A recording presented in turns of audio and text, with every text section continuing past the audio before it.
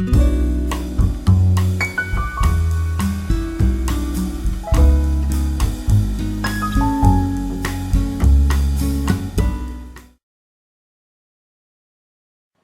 there, vinyl community and YouTube. Surprised to see my new intro. I thought it was time after 1.5 years to do something new, so I sat down and created a new intro, and I hope that you will like it and lead you into my future movies. It's time to do another What I'm Spinning and do some reviews of those records. I started it a couple of videos back, and I felt like doing this something that I will return to every now and then during the name Spins and Reviews. This is the second one, and I have picked out 6 of the records that I've been listening to lately, of the records that you've been seeing in past vinyl CD updates. I'm going to tell what I thought about it. And first of all, a shout out to you, John Bellamy. Check your private messages if you see this. Starting off my reviewing with a record that I was a little bit surprised by. I bought this one, I think it was a couple of months ago. I think it was in April. Showed it in my April vinyl update. This is Sheena Easton and her album Do You from 1985. I was very surprised by this one. I took a little chance because I feel like Sheena Easton has done both interesting stuff, and she has also made a couple of stuff that was not all that interesting. Both disco and great 80s pop stuff, and some that was not all that groovy. But this one surprised me by 2 reasons. First of all, as I said, it was a good Sheena Easton album, but also that it was produced by Nile Rodgers, who I'm not all that fond of. I do not like his 70s and 80s stuff all that much. But here he has done an album that was really, really great. A huge step away from the regular sound of Nile Rodgers that we have heard in dozens of Diana Ross and Chic albums, and a much more modern mid-80s disco pop style that I liked very, very much. So this was a really, really great album. The melodies are really well made. Do It For Love, the single, really, really great one. Don't Break My Heart, I really like the song Magic of Love. It's a really, really well made song where Sheena Easton sings so well. We have Don't Turn Your Back, Jimmy Mack, not the best song maybe, but okay, works. So this one, highly recommended, really, really great, will definitely stay in the collection.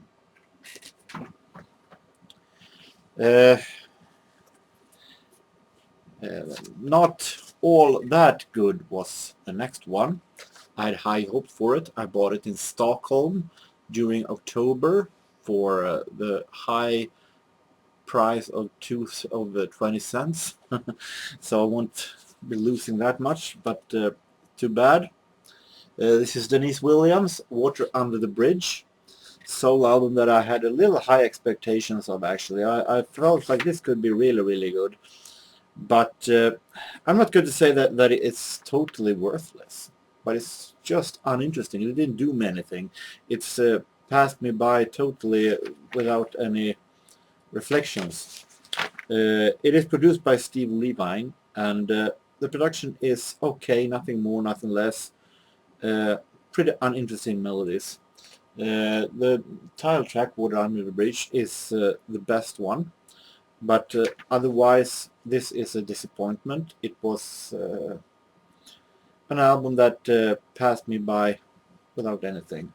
Stucking, actually. So this one will most likely not go into the collection.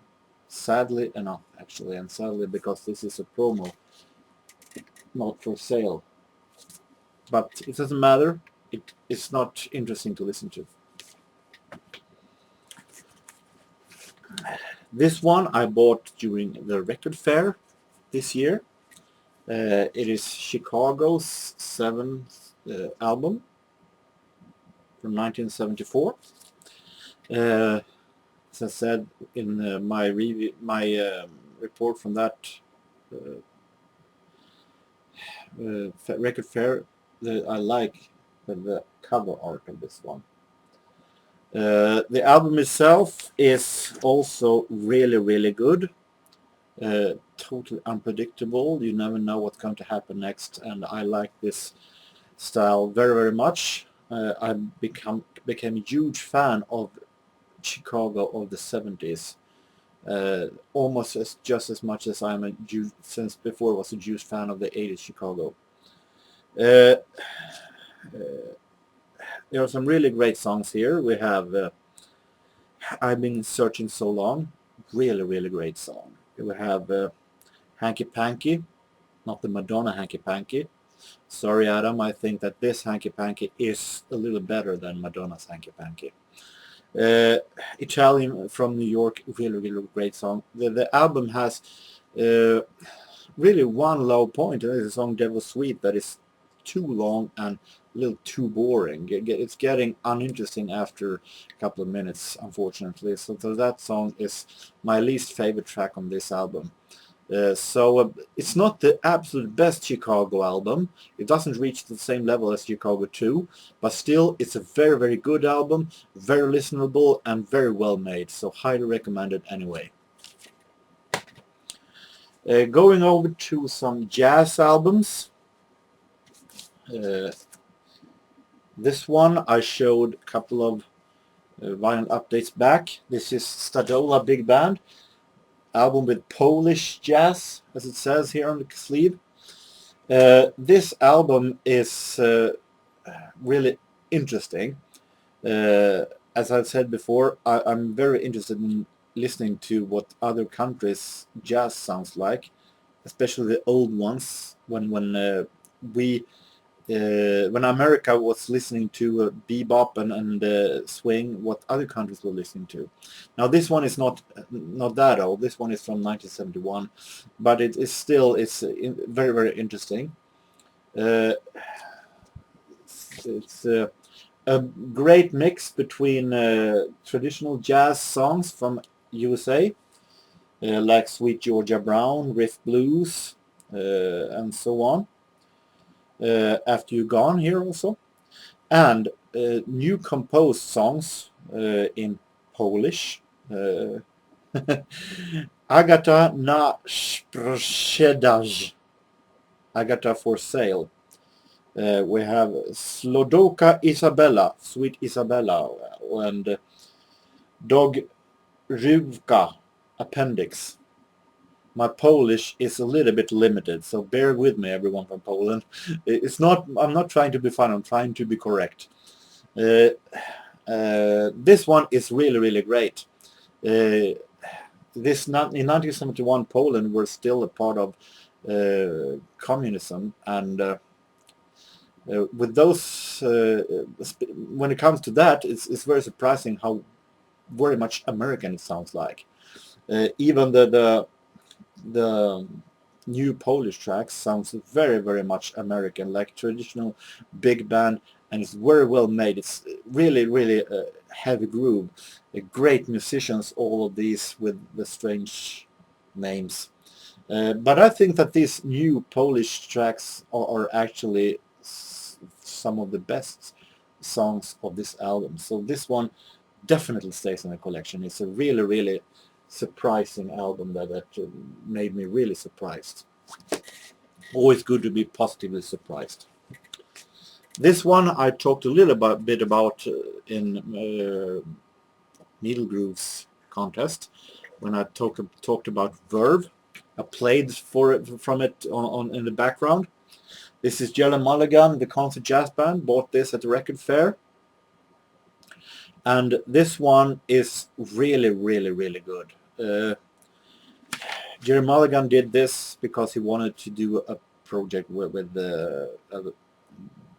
elements of big band met the new modern jazz style, and he succeeded very well. This is cool jazz and bebop with a lot of with big band style. Uh, this is really great. I can really recommend a song like, and now I'm going to try to make a fool out of myself by talking a foreign language again. Manoir de mes rêves, Django's Castle. It's a song by Django Reinhardt.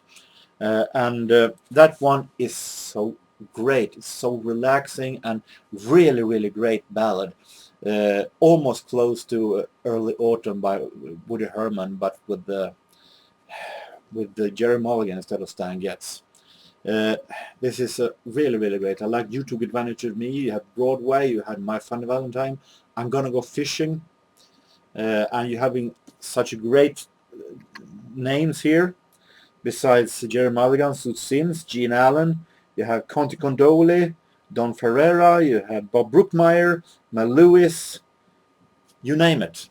The great names are here and they're doing such a great album. Highly recommended. Finally, an album that I also bought at the record fair. That I had of course high expectation of this one. I thought that this would be a really great one, but exactly how great it was, I could imagine. This is the Coleman Hawkins album I bought, Catum. And the great thing about this one is that it's songs released originally on a label that I've been searching so long for. I'm going to do a little jazz history.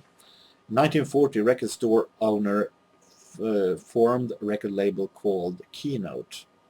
It's a record label that wasn't all that popular from the begin with because it did some political releases. But then between 1943 and 48, Keynote released some of the best jazz recordings ever made. It was a pure swing label with what I almost calls chamber swing. Great recordings that sounded so intimate, almost like they were sitting together playing in some kind of a living room. That kind of sound, acoustic, and it's so great. It was so great, and I've been searching since childhood for recordings from this label. I've been able to find anywhere because here in Sweden, 78 for Keynote is, I guess it is in America as well. It's almost impossible to find. The label went bankrupt in 1948 and was bought up by Mercury. And finally, without knowing it, I'm buying this record. That is a part of a 2-album set. That is 2-album series with the entire Coleman Hawkins catalog from Keynote. So all of these recordings are from this label I've been searching for, and I am so happy to be able to find this one. There also is another album with the rest of the Coleman Hawkins Keynote recordings, an album called Swing that I hopefully will get hold of one day also. But this one is really great. Coleman Hawkins plays so well with, once again, a whole lot of the jazz styles, greatest names. Trummy Young, Earl Hines, Billy Taylor, Cozy Cole, Teddy Wilson, Israel Crosby. You have Harry Carney, and very well named Duke Ellington name. Johnny Guarnieri, one of the most forgotten and underrated pianists ever. John Kirby, as I mentioned in a previous vinyl CD update. Having such a Jack Teagan, you have such a great names here, playing songs like Through for the Night, really swinging track. Catting at Keynote, also a great track. Blue Moon, Just One More Chance, Sunny Side of the Street, Two Marvelous Words, highly recommended. Great album that I feel it might be one of the candidates of the best buying of this year when the year comes to an end. So with that, I hope that you all had some interest in some of the records that I've been showing. I'm not sure what I will do next, but I will be coming back soon, I hope. So until next time, I hope that you have a very nice continuing of the week, and so long.